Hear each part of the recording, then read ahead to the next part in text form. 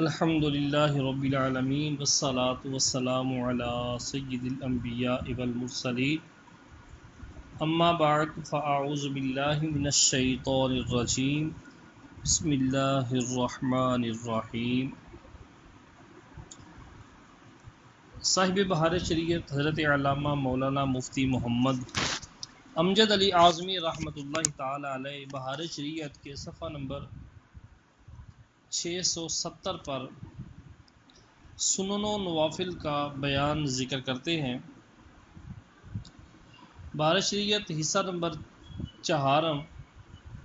اور صفحہ نمبر 670 پر مسئلہ نمبر 40 ہے۔ ارشاد فرماتے ہیں کہ کھڑے ہو کر پڑھنے کی قدرت ہو جب بھی بیٹھ کر نفل نماز پڑھ سکتے ہیں، یعنی ایک بندہ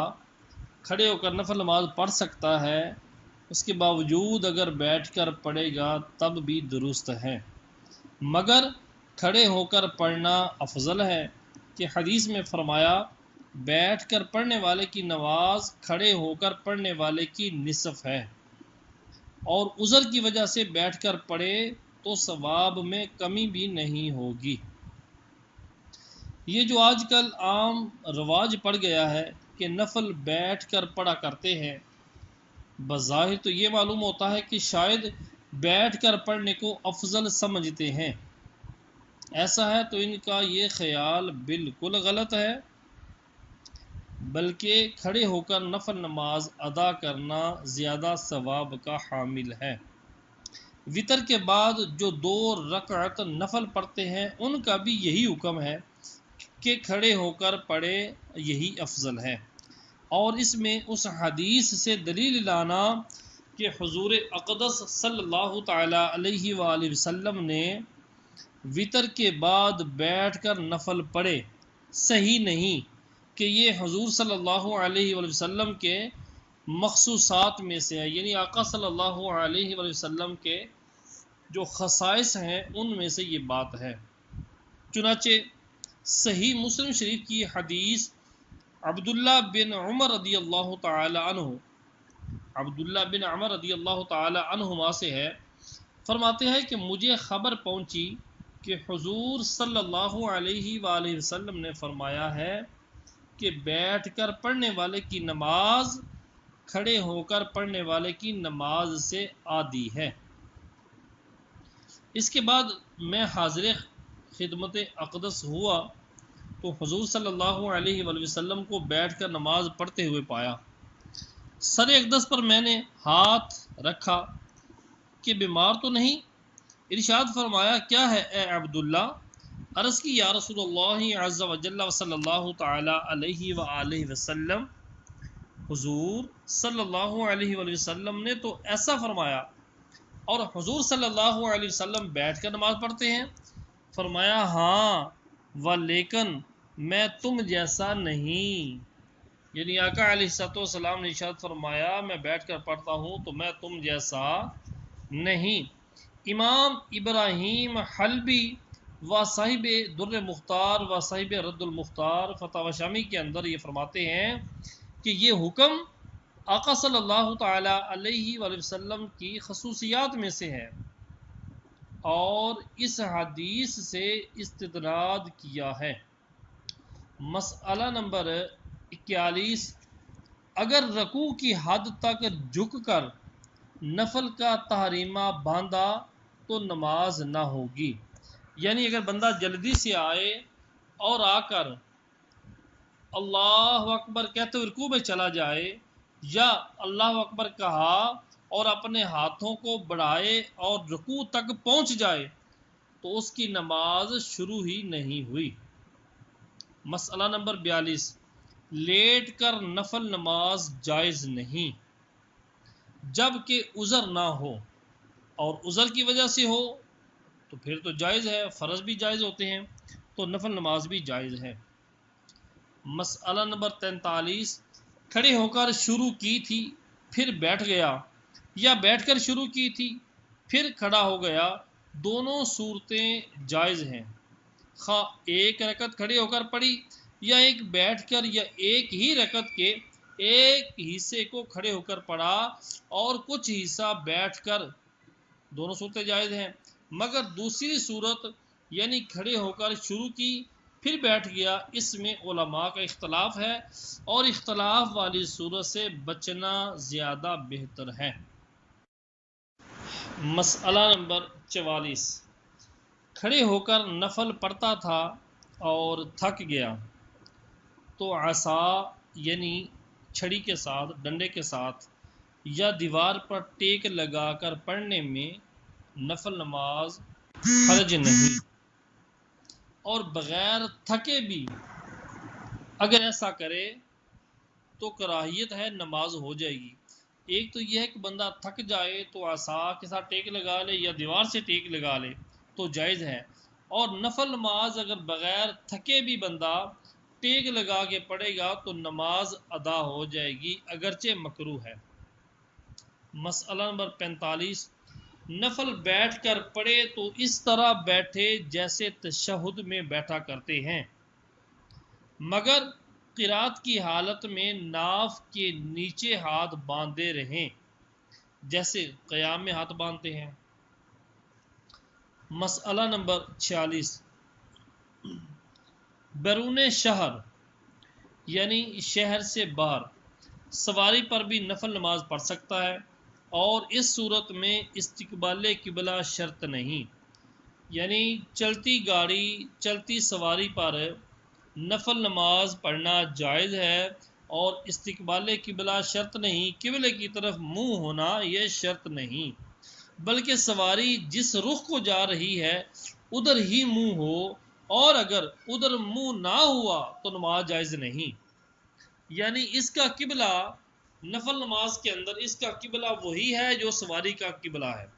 جس طرف سواری کا منہ ہے اس نے ادھر ہی نماز نفل شروع کرنی ہے، اگر جدھر گاڑی جا رہی ہے سواری جا رہی ہے اس کا الٹ منہ کر کے نفل نماز پڑھیں گے تو نہ ہوگی، اور شروع کرتے وقت بھی قبلہ کی طرف منہ ہونا شرط نہیں، بلکہ سواری جدھر جا رہی ہے اس طرف ہو، اور رکوع سجود اشارے سے کرے، اشارے سے کرے۔ اشارے کا مطلب یہ ہوتا ہے کہ سجدے کے لیے زیادہ جھکنا ہوتا ہے اور رکوع کے لیے سر کو تھوڑا سا کم جھکانا ہوتا ہے، اس سے مراد یہ اشارے ہیں، اور سجدے کا اشارہ بنسبت رکوع کے اشارے کے پست ہو۔ مسئلہ نمبر 47، سواری پر نفل پڑھنے میں اگر ہانکنے کی ضرورت ہو، یعنی جانور پر سوار ہے اور نفل نماز پڑھ رہا ہے، سواری کو بھی ہانکنے کی ضرورت ہے، اور عمل قلیل سے ہانکا یعنی سواری پر بیٹھ کر ایک پاؤں سے ایڑی لگائی، یا ہاتھ میں چابک ہے اس سے ڈرایا، ایک دفعہ ڈرایا تو کوئی حرج نہیں، بلا ضرورت ایسا کرنا جائز نہیں۔ عمل قلیل اگر کیا تو ہانکنا جائز ہے، لیکن اگر عمل کثیر ہو گیا تو ایک ایڑی کو بار بار مار رہا ہے، 3-4 دفعہ مارا تو نماز فاسد ہو جائے گی۔ اسی طرح اگر اس کے ہاتھ میں چابک ہے گھوڑے کو چلانے والا جس سے ڈرایا جاتا ہے، اگر ایک آدھ بار ایسا کیا تو جائز ہے، بغیر ضرورت کے ایسا کرنا جائز نہیں۔ مسئلہ نمبر 48، سواری پر نماز شروع کی پھر عمل قلیل کے ساتھ اتر آیا تو اسی پر بنا کر سکتا ہے۔ سواری پر چل رہا تھا، سواری چل رہی تھی، نماز پڑھ رہا تھا، اچانک سواری رکی، عمل قلیل کے ساتھ فوراً نیچے کھڑا ہو گیا، اتر گیا، تو جتنی رکعتیں پڑھ رہا تھا انہی پر بنا مزید آگے کر سکتا ہے۔ 2 پڑھ رہا تھا تو مزید 2 اور پڑھ لے، 1 پڑھی ہے تو 1 اور پڑھنی ہے تو اسی پر بنا کر کے آگے اگلی بھی پڑھ سکتا ہے، خواہ کھڑے ہو کر پڑھے یا بیٹھ کر، مگر قبلہ کو منہ کرنا ضروری ہے، یعنی جب سواری سے اتر جائے گا اب قبلہ کی طرف منہ کرنا ضروری ہوگا، اور زمین پر شروع کی تھی پھر سوار ہوا تو بنا نہیں کر سکتا، نماز جاتی رہی، نئے سرے سے نماز پڑھے گا۔ مسئلہ نمبر 49، گاؤں یا خیمہ کا رہنے والا جب گاؤں یا خیمہ سے باہر ہوا تو سواری پر نفل پڑھ سکتا ہے۔ گاؤں دیہات کا بندہ رہنے والا ہے یا کوئی خیمہ پوش ہے، خیمہ لگا کے بیٹھے ہیں، تو جب وہ خیمہ سے باہر نکلے گا، اپنی بستی سے باہر نکلے گا، گاؤں سے باہر نکلے گا، تو سواری پر بیٹھ کر نفل نماز پڑھ سکتا ہے۔ مسئلہ نمبر 50، بیرون شہر سواری پر شروع کی نماز۔ شہر سے باہر تھا، سواری پر نماز شروع کر دی، پڑھتے پڑھتے سواری شہر میں داخل ہو گئی، تو جب تک گھر نہ پہنچا سواری پر پوری نماز، اپنی نفل نماز کر سکتا ہے۔ مسئلہ نمبر 51، محمل اور سواری پر نفل نماز مطلقاً جائز ہے جبکہ تنہا پڑھے، اکیلے پڑھے، اور نفل نماز جماعت سے پڑھنا چاہے تو اس کے لیے شرط یہ ہے کہ امام و مقتدی الگ الگ سواریوں پر نہ ہوں۔ ایک سواری پر اگر امام و مقتدی ہیں تو سواری پر ان کی امامت درست ہے، اگر امام الگ سواری پر ہو اور مقتدی الگ سواری پر ہوں تو ان کی نماز درست نہیں۔ مسئلہ نمبر 52، محمل پر فرض نماز اس وقت جائز ہے کہ اترنے پر قادر نہ ہو، یعنی محمل پر بیٹھا ہے تو اگر تو اتر کر نیچے نماز نہیں پڑھ سکتا اور وقت بھی تنگ ہے، اترنے پر قادر نہیں، تو فرض نماز اس کے اوپر پڑھنا جائز ہے۔ ہاں اگر ٹھہرا ہوا ہو اور اس کے نیچے لکڑیاں لگا دیں کہ زمین پر قائم ہو گیا تو جائز ہے۔ محمل جیسا کہ اگر اس کے آگے یا پیچھے لکڑی لگا کے ٹیک لگا دی جائے اور وہ ٹیک زمین پر اس کو کھڑا کر دے تو اب یوں ہی کہا جائے گا کہ وہ زمین پر کھڑا ہے۔ اب اگر محمل کے اوپر بھی نماز پڑھے گا رکنے کی حالت میں تو فرض نماز بھی درست ہوگی۔ مسئلہ نمبر 53، گاڑی کا جوا، یعنی وہ لکڑی جو گاڑی یا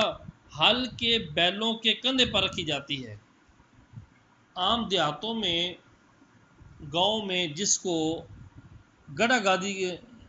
گاڑی کہتے ہیں، ریڑا وغیرہ جو ہوتا ہے، اس کے بارے میں ارشاد فرماتے ہیں گاڑی کا جوا جانور پر رکھا، یعنی وہ جو ریڑا ہوتا ہے اس کے دونوں بانس جو جانور پر رکھے ہوں، اس کے بارے میں ارشاد فرماتے ہیں کہ گاڑی کا جوا جانور پر رکھا ہو، گاڑی کھڑی ہو یا چلتی، اس کا حکم وہی ہے جو جانور پر نماز پڑھنے کا ہے۔ یعنی یوں ہی سمجھیں کہ اگر اس پر نماز پڑھ رہے ہیں تو وہی حکم لگے گا جو آپ جانور پر نماز پڑھ رہے ہیں۔ یعنی فرض و واجب و سنت فجر بغیر عذر کے اس جوئے ہوئے پر پڑھنا جائز نہیں، اور اگر جوا جانور پر نہ ہو اور رکی ہوئی ہو تو نماز جائز ہے۔ یعنی وہ پہلے والی بات، اگر اس کے دونوں بانسیں، اس ریڑے کے دونوں بانسیں جانور پر نہیں، نیچے رکھے ہیں اور نیچے سے کوئی لکڑی آڑ لگا کے رکھ دی ہے کہ وہ نیچے پڑا ہوا ہے، اب اگر اس پر فرض نماز بھی پڑھیں گے تو وہ بھی ادا ہو جائے گی۔ یہ حکم اس گاڑی کا ہے جس میں 2 پہیے ہوں۔ 4 پہیے والی گاڑی جب رکی ہو تو صرف جوا جان پر ہوگا اور گاڑی زمین پر مستقر ہوگی، لہٰذا جب ٹھہری ہوئی ہو اس پر نماز جائز ہوگی جیسا کہ تخت پر نماز جائز ہے۔ مسئلہ نمبر 54، گاڑی اور سواری پر نماز پڑھنے کے لیے یہ عذر ہے: نمبر 1، می برس رہا ہے، نمبر 2، اس قدر کیچڑ ہے کہ اتر کر پڑے گا تو منہ دھس جائے گا یا کیچڑ میں سن جائے گا، یا یہ جو کپڑا بچھا جائے گا وہ بالکل کیچڑ سے لتھڑ جائے گا، اور اس صورت میں سواری نہ ہو تو کھڑے کھڑے اشارے سے پڑھیں۔ نمبر 3، ساتھی چلے جائیں گے یا سواری کا جانور بہت شریر ہے کہ سوار ہونے میں دشواری ہوگی، مددگار کی ضرورت ہوگی اور مددگار موجود نہیں ہے، یا وہ بوڑھا ہے کہ بغیر مددگار کے اتر یا چڑھ نہیں سکے گا اور مددگار موجود نہیں اور یہی حکم عورت کا ہے، یا مرض میں زیادتی ہو جائے گی، بیمار زیادہ ہو جائے گا، یا جان یا مال یا عورت کو آبرو کا اندیشہ ہو، تو ان سب صورتوں میں گاڑی پر نماز پڑھنا جائز ہے۔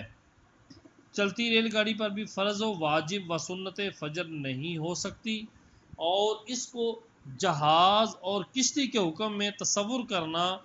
ان کا حکم وہی لگانا جو کشتی والا حکم ہے، یہ جائز نہیں، یہ غلطی پر ہے کہ کشتی اگر ٹھہرائی بھی جائے جب بھی زمین پر نہ ٹھہرے گی، اور ریل گاڑی ایسی نہیں، اور کشتی پر بھی اسی وقت نماز جائز ہے کہ جب وہ بیچ سمندر میں ہو،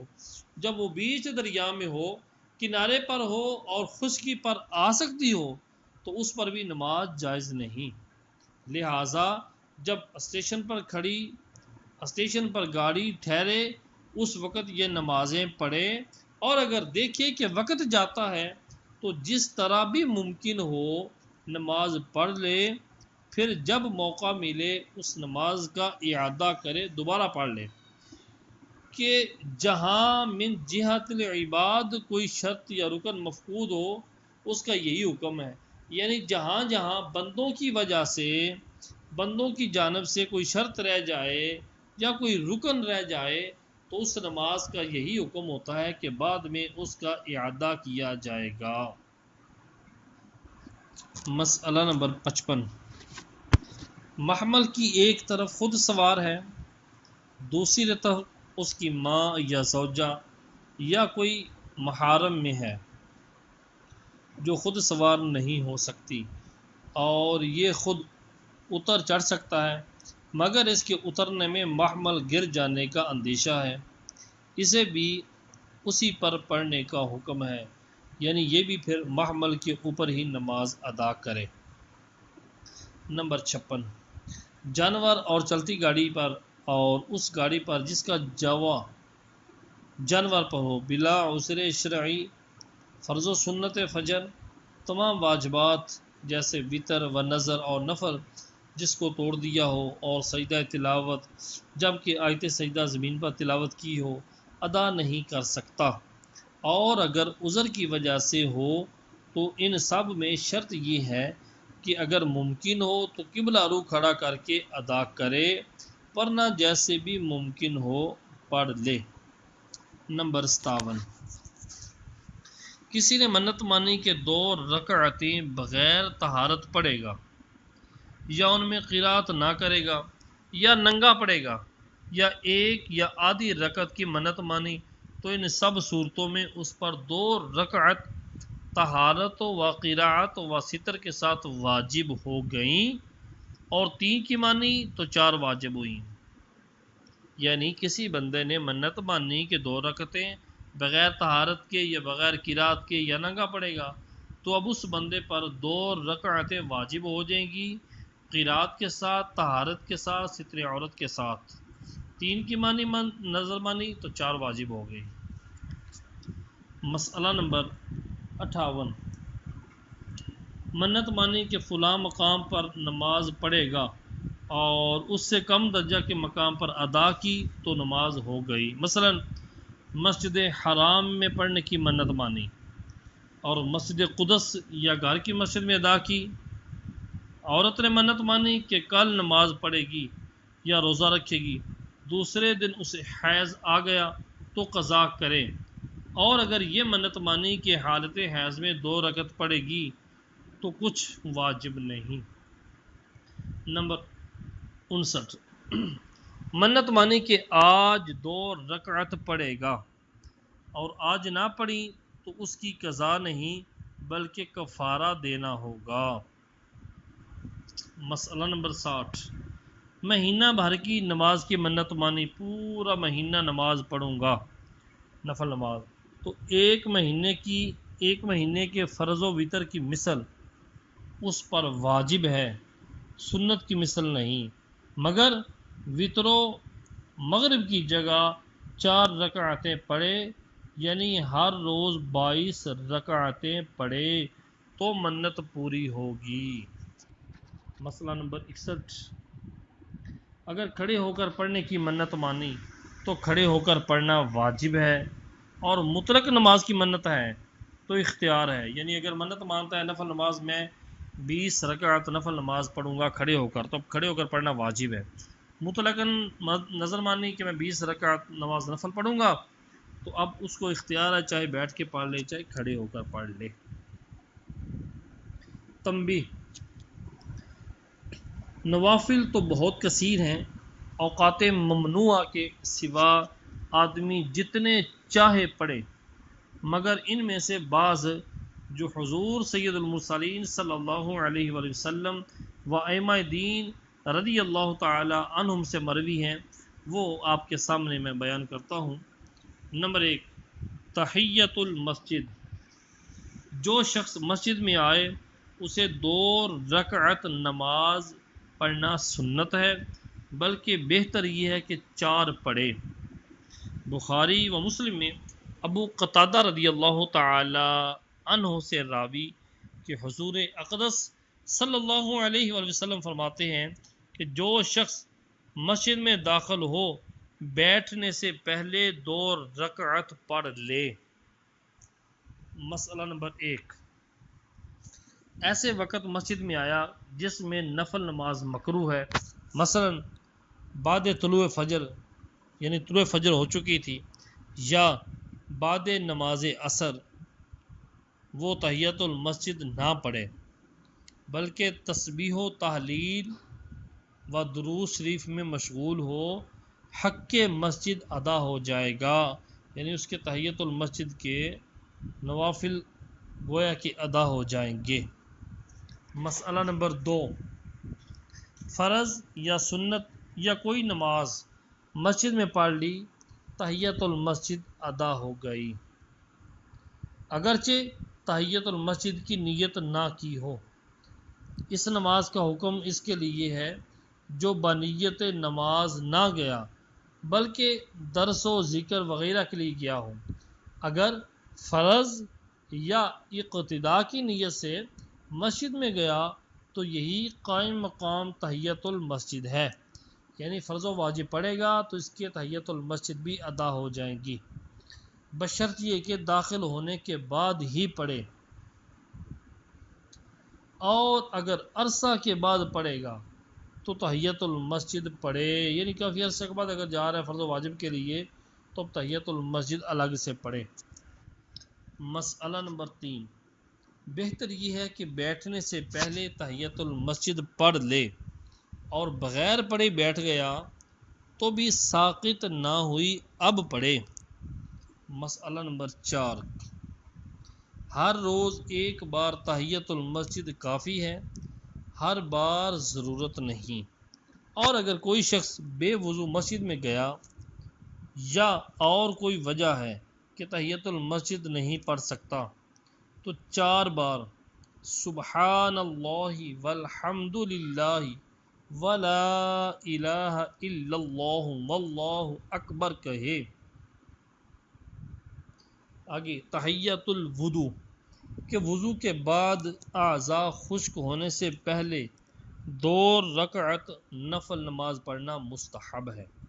صحیح مسلم میں ہے، نبی کریم صلی اللہ علیہ وآلہ وسلم نے فرمایا، جو شخص وضو کرے اور اچھا وضو کرے اور ظاہر و باطن کے ساتھ متوجہ ہو کر 2 رکعت پڑھے، اس کے لیے جنت واجب ہو جاتی ہے۔ مسئلہ نمبر 1، غسل کے بعد بھی 2 رکعت نماز مستحب ہے، وضو کے بعد فرض وغیرہ پڑھے تو قائم مقام تحیۃ الوضو کے ہو جائیں گے۔ نماز اشراق، ترمذی انس رضی اللہ تعالیٰ عنہ سے راوی کہ فرماتے ہیں صلی اللہ علیہ وآلہ وسلم، جو فجر کی نماز جماعت سے پڑھ کر ذکر خدا کرتا رہا یہاں تک کہ آفتاب سورج بلند ہو گیا، پھر 2 رکعتیں پڑھے تو اسے پورے حج اور عمرے کا ثواب ملے گا۔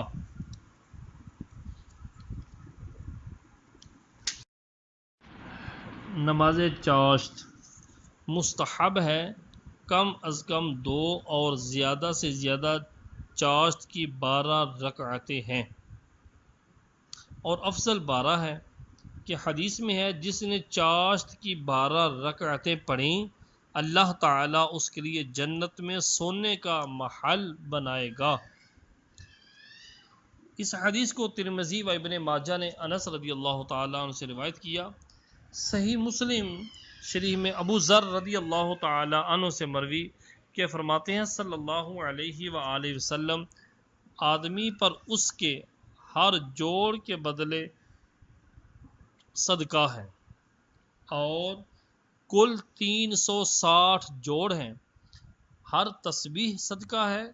اور ہر حمد صدقہ ہے، اور لا الہ الا اللہ کہنا صدقہ ہے، اور اللہ اکبر کہنا صدقہ ہے، اور اچھی بات کا حکم کرنا صدقہ ہے، اور بری بات سے منع کرنا صدقہ ہے، اور ان سب کی طرف سے 2 رکعتیں چاشت کی کفایت کرتی ہیں۔ ترمذی، ابو داود، ابو ذر اور ابو داود و دارمی، نعیم بن حمار سے اور احمد ان سب سے راوی رضی اللہ تعالی عنہم کہ فرماتے ہیں صلی اللہ علیہ وسلم، اللہ عز و جل فرماتا ہے، اے ابن آدم، شروع دن میں میرے لیے 4 رکعتیں پڑھ لے، آخر دن تک میں تیری کفایت فرماؤں گا۔